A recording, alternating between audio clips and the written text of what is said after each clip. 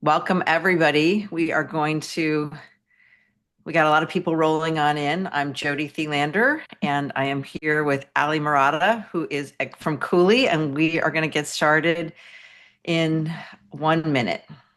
Let's see, get the deck up here. Great. Well, thank you for joining us today.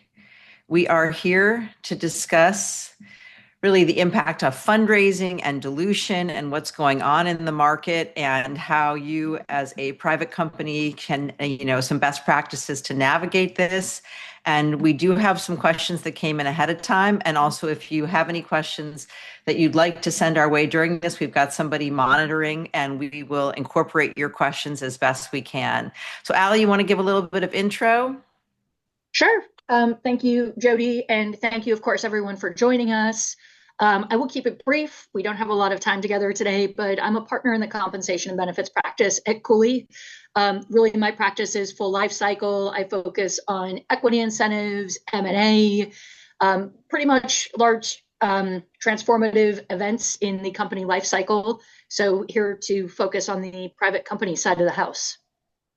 Great, thank you. And I'm going to go ahead and share my screen and we'll get into some of the data here. I'm J.Thelander. I've got a little bit of background information here, and let's just get right into it because, as Ali said, we don't have a lot of time. We make these 30 minutes so that we cover what is important and we keep everybody moving during their day. So, talking about fundraising and dilution, sort of best practices. And by way of background, Thelander is a private capital market compensation data and consulting firm. So that means we cover both private company compensation as well as investment firm compensation. And we've been fortunate over the past few years to really have a lot of visibility with our data in some publications that you all may recognize here. So we're glad about that. And we've also started a podcast. Ali, we still have to have you on that. We had one of your colleagues on. That was great. And so the Kaplander podcast covers all things private capital markets. And that's short and sweet too. We've sort of found that people's sweet spot is between the 20 to 30 minutes. So the podcasts are generally 20 minutes. And we've had a couple of VCs and founder CEOs. And as I said, one of Ali's partners, a Cooley lawyer, and it's really been very informative. Okay, so let's get in, Ali. As we are looking at real-time compensation data here, the questions coming up around one of the questions that we have is what happens when you raise capital in the beginning and then you know that you're going to go out on the horizon and that is going to become, you have a highly dilutive round, right? So I'm going to show some data here. The nice thing about the Thelander data is that it is real time. So if someone participates, the data goes into our data set unless it's flagged for some outlier or we have to level a job or something's not 100% right. And we're also going to put into the chat here the link for the survey because right now we're running on our M&A survey as well. And Ali, you were great because I know you helped us with some questions there. But there is a give to get model. So if you participate, you do get access to a subset of the results, both on the platform as well as with the M&A report. There will be a participant report. But here's an example here. We just chose a VP of engineering job. And I know on this webinar today, we have CEOs, we have VP of HR, we've got finance people, so we've got a whole host. But this is looking at a VP of engineering, sort of a job that applies to both tech companies as well as life science companies. And this is showing you the total cash and then the non-founder equity. So maybe, Ali, you could walk through this from the legalese, sort of talking about what happens with dilution here and how do companies plan for this? Sure. Thanks, Jody. So I guess trying to take these things in order that makes sense. I do want to put out there some things to keep in mind if you are fundraising, really pitfalls to avoid. But as Jody has, and as you can see from the slide here, right, there is a lot of dilution. You want to make sure that if you're granting equity awards, that you are doing so on the basis of a current fair market value. And if you are fundraising, that means if you presumably as a private company, you've got a 409A valuation. And fundraising typically means that your 409A valuation will increase.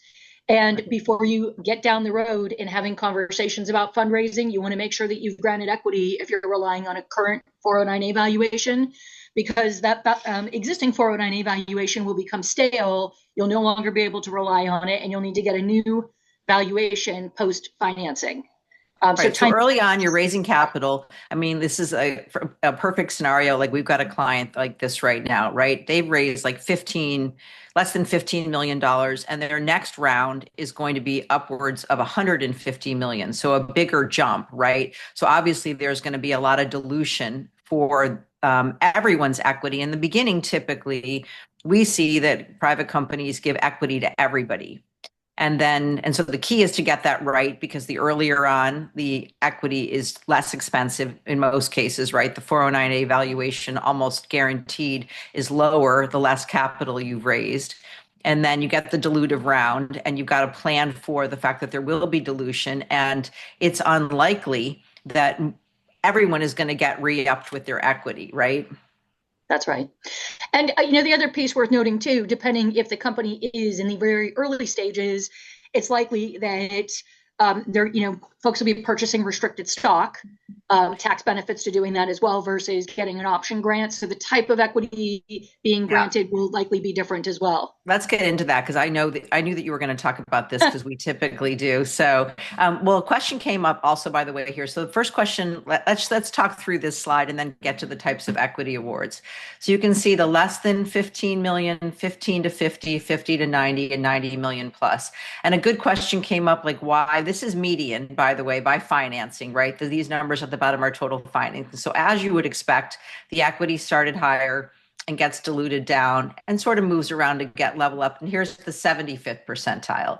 So the question was, from looking at the median numbers, why does the total cash go down? And that's just in a possible scenario, one of two things.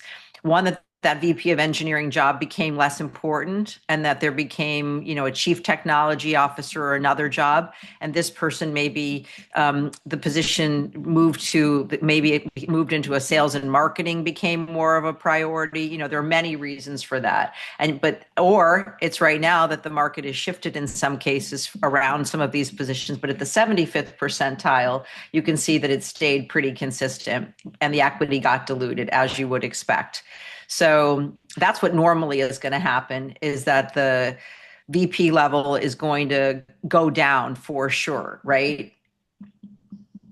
It's going to get, at some point, you're going to go from maybe the 0.05 to the 0.025. Like, you're going to get diluted. Some other jobs can stay more consistent, even with dilution, then they tend to be bumped up. But at the VP levels, that's not always the case. And here is what I knew. I'm going to skip through this. Hang on one second. I'm going to move into the types of equity grants. Okay, here we go. Okay, so here's the type of equity awards you currently grant. So I know this is what you were going to speak to. So with that, when we're looking at the equity typically on those slides, that's usually ISOs, right? That's right. And, it's sort of, I'm going to go right to left, which probably counterintuitive, but with life cycle of the company, you typically would start with restricted stock. That's most common. Value of the company is low. There's an opportunity for folks to purchase equity, investing I'll say non-material amount of money, but usually the cost to acquire the shares is lower. Plus, you have the benefit of starting your capital gain holding period. So that really, at the very earliest stages, restricted stock, more prevalent. We then move into incentive stock options, ISOs, and non-qualified stock options. I think of those two things sort of together. Right. Even if a company is granting ISOs, if they fail to qualify as ISOs due to the $100,000 limitation, then they're non-quals. But most companies do try and grant ISOs, or will grant ISOs, and then they default to non-quals if they don't qualify. And then the restricted stock units, principally late stage private companies, I would say no more than and appreciating that the IPO goalpost is moving and continuing to get pushed out. But on a clear day, granting our issues probably no further out than 12 to 24 months ish from an IPO. Right. Here's the type of equity by total amount of financing. And that's where you can see, you had mentioned this in the beginning, it really follows exactly what you said, that the restricted stock is earlier on, and then it bumps up a little bit even at the later stage. Why is that? Like, okay, and also we had a question. Let's say somebody raises convertible debt in addition to just total financing, then they, from a venture capitalist, but then they get convertible debt. Would that impact the type of equity awards? It may. I mean, really, I think that the biggest impact on the type of equity awards is the company's value Right, often, because, a lot of companies will shift to granting restricted stock units as the per share value climbs, right, because at that point, if the exercise price of an option becomes too high, it can degrade the value of the award that's being granted, the perceived value, I should say. right. Okay, I'm going to show a little bit more data because I know everybody Yes. cares about the comp data's way. So here is a VP of R&D by financing. And again, this is median. I'm going to show 75th percentile as well. So this is by the less than 15 million, the 15 to 50, 50 to 90, and 90 million plus.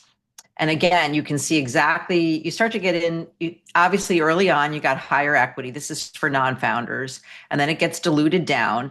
And then you get into these financing categories where there has been some kind of quote refresh, right? And you can see that the total cash is rising. And then here is the VP R&D 75th percentile. And again, the equity has been diluted down and even a little bit of an uptick. So this is really showing you, and I think this is the important part here, and the total cash has gone up, is that the most important thing is to have a strategy around your compensation. And this is, sort of part and parcel of why we're having these small topics fit into a greater unbalanced discussion, because you're not going to be able to refresh everybody, right? Because your option pool's not going to be able to handle that. So when you're looking at the typical option pool, then how do you guide your companies to think about this dilution? So, one of the things that I will say on the dilution front is that, consistent with the comment about the IPO, and when I say IPO, could be an IPO, could be an M&A exit, but as those horizons are getting pushed out, there is absolutely a heightened focus right now on dilution by the Right. investors, It knowing that they're is. going to need to use the same pool, right? They're not looking to be bearing the cost of a longer runway by giving out more equity.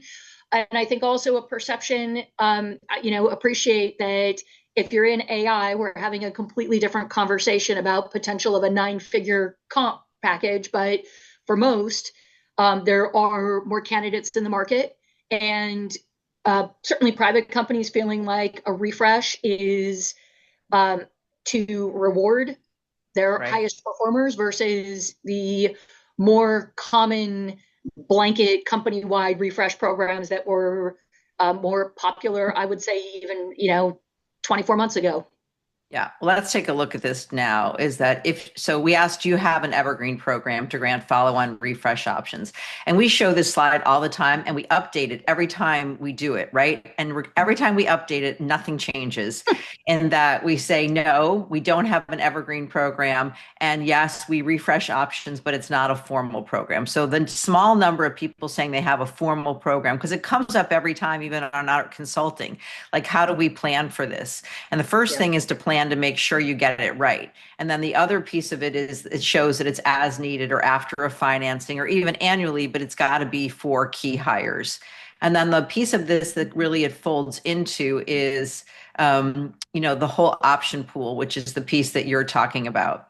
And so there's no question with the option pool in today's market, with what's happening, like you're saying, with the investors, it's taking longer. And as a result of it, you got to be really apprised of where your option pool should be. And so the option pool is typically around that 15%, the 10 to 15%. And these numbers stay the same across every single financing. But this is on balance. This is across all reported data. And it's even the same. We had a question about whether the UK or Europe is the same globally. And from my vantage point, it is. I don't know, Ali, what are you seeing with your clients? I think that's right in terms of the global nature of it. The other thing to keep in mind is that in other countries, I'll take India for example, less goes further. Equity awards may be granted and they don't need as many shares, but overall, in terms of pool sizes, pretty consistent in terms of the numbers. We see in terms of our global data for comp, and we didn't put this in here, but we can show it another time, is that on one of our later ones to come, is that in the UK, for example, because there's a lot going on there in the life science industry, that the CEO makes the same amount of really cash and equity in some of the key people. But in general, the equity is lower for all employees. Here's what happens with the equity as you look down.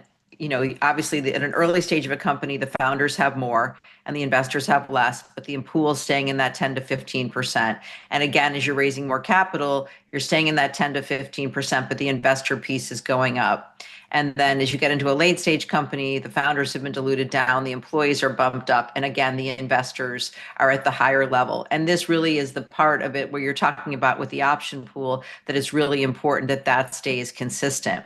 What are you seeing in terms of any anti-dilution? Can you put in an anti-dilution clause? You certainly can as a contractual matter. I think that's a pretty tough.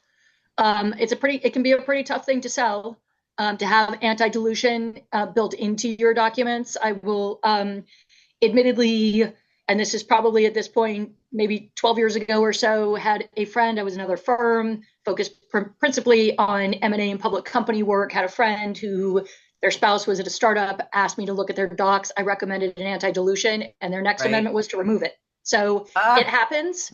It's not, I wouldn't say it's prevalent, but I don't know if you've got data to show otherwise.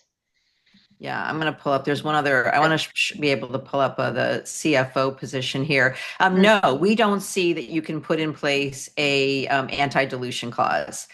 We've seen it, but it never really sticks. We know that it's more combative than anything else, and that while somebody might like to be able to see that it's really. It's even it points, and maybe you could discuss this. What's happening with founders or CEOs giving money back, giving equity back? Yeah. Which is not uncommon for founders because of all of the dynamics that we were just discussing with sort of pushback from investors saying, hey, why are we bearing the cost of it? Like, it shouldn't be, we're putting in the money, and yes, right, you founder have the idea, the sweat equity, all of that, but it is not uncommon for founders to give back a portion of their equity in order to effectively fund a pool. Right. So maybe they got too much because they were preparing for dilution, but it really didn't work because at the end of the day, that doesn't stick. Yes, that's right. Right. Okay, let me go open this up. Here is a simpler job, for example, like a director of marketing position, right? And you can see here that again, let's go back to the median. So here's the median again. And we start to see sort of over and over and over, and this is a good way for companies to think about this, is that if you have a number of chief roles and they're all across sort of the same level, we sort of look at it in three different buckets, whether somebody's administrative, whether somebody is scientific, or whether somebody is technical. And generally across all those job titles, not to really get in too deep to look at one title over the other, but you sort of have a mindset that a chief level science person, technical person, or admin person has a certain amount of equity.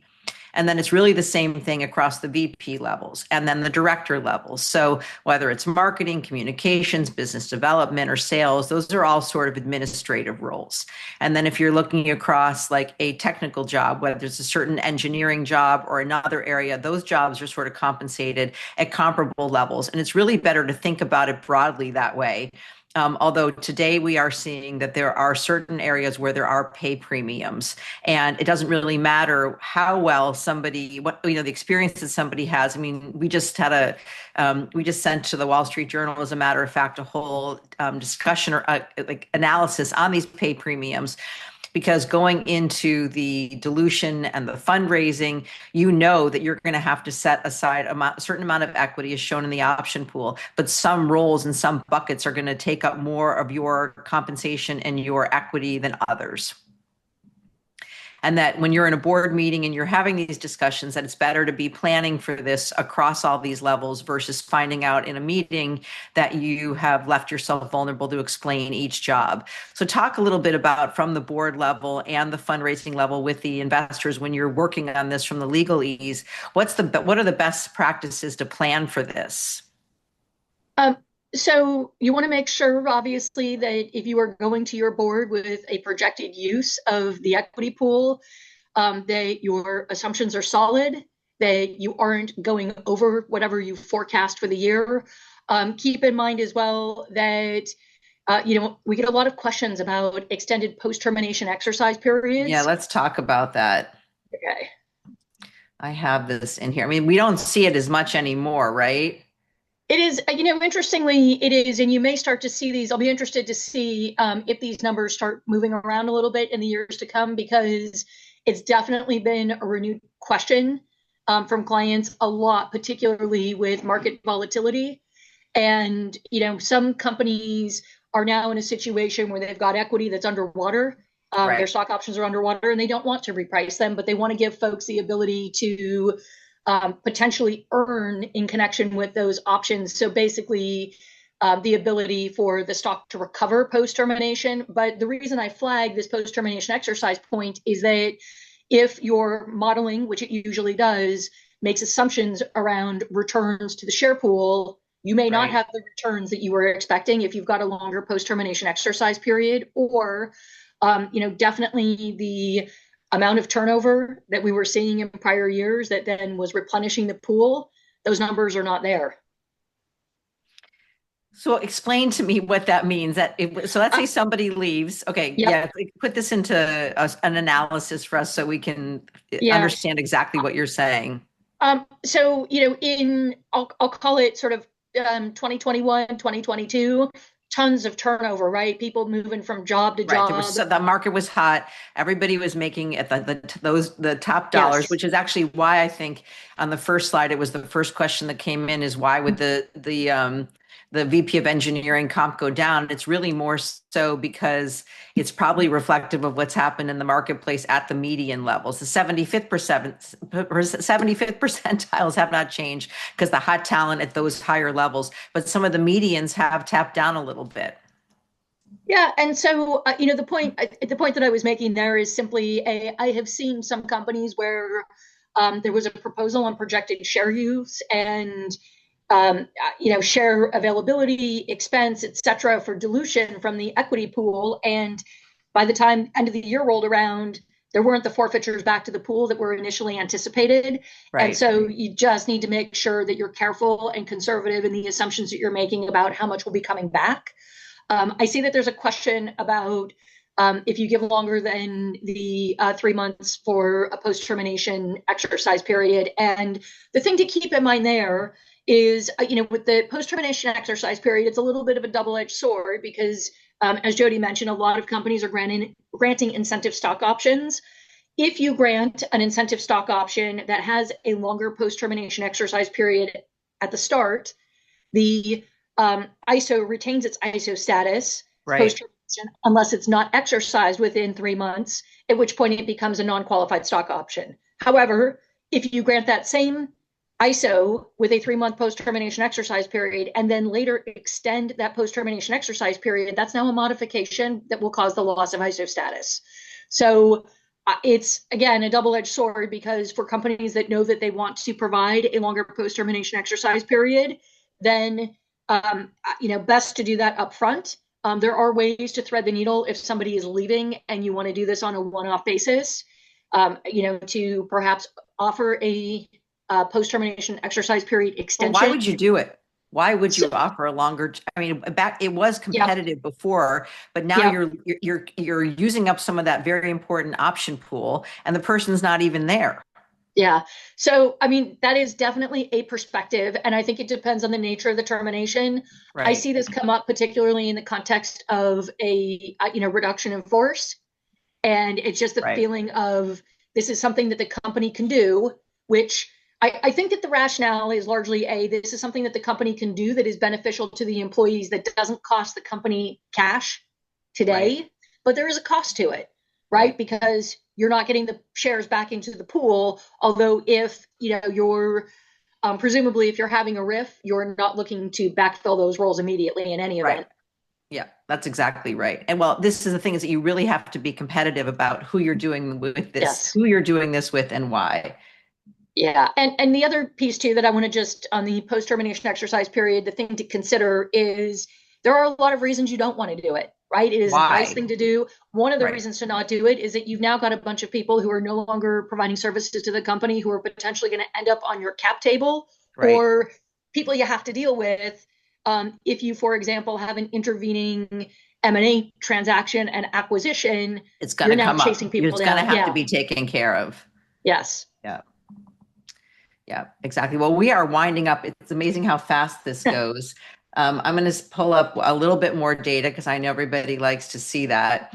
And also, if there are any other questions, I'm going to show CFO because I know that's a topic that everybody cares about. And we have some CFOs on here. So we wanted to make sure this is our year over year comp data, total cash. This is less by financing, total cash and equity. So this is off of our new tool on our platform to be able to show all the year over year 21, 22, 23, 24, and 25. And again, this is the median, and this is of the 50 to $130 million. And you can see that things have generally gone up. And this is the part that really sort of to wind up with in terms of this discussion. This is exactly what we're talking about is that some jobs like a CFO, the equity, the non-founder equity has been staying the same and even has bumped up a little bit, right? And this is year over year over year. And this is staying consistent. And I guarantee you, this is the amount of equity. Here's the 75th percentile, but that these amounts of equity are consistent across all the financings. Maybe in an earlier financing, the CFO equity was higher, but as you get into a later stage financing, even something towards a 200 million plus, or this is pretty, getting to a late stage, it is still going to stay around the 1% or somewhere 1.25 to 1.5. And so that's the dilution is that you have to pick and choose who you're going to keep consistent with the market. And some people are going to get diluted down and they're not going to get refreshed up. Ali, any parting last words of wisdom here, expertise of what somebody really here should be thinking about to know? I think that this slide in particular is pretty revealing from the Right. perspective of, right, there are some roles where you are going to need to have the equity available. So you want to be careful about who it is you're giving it to and making sure that you have enough in reserve so that you can attract and retain the talent that's needed to grow the company. Yeah, exactly right. Because certain positions like a CFO, ideally, you're going to have that person with you all the way through. And some people, as the positions are going to be in favor in one stage of the company and not in favor for the other. And the more you plan and think holistically about your compensation, the better off. Please join us. Our next session is for non-investor board compensation. And that is M&A boot camp is July 19th. I'm worried I'm getting this wrong. Non-investor board comp, July 29th, and M&A boot camp is August 19th, both at 10 a.m. Pacific time for 30 minutes. And we'll put the link in the chat for everyone to be able to sign up. So thank you, Ali. Thank you so much. And we'll see you next time. Thank you.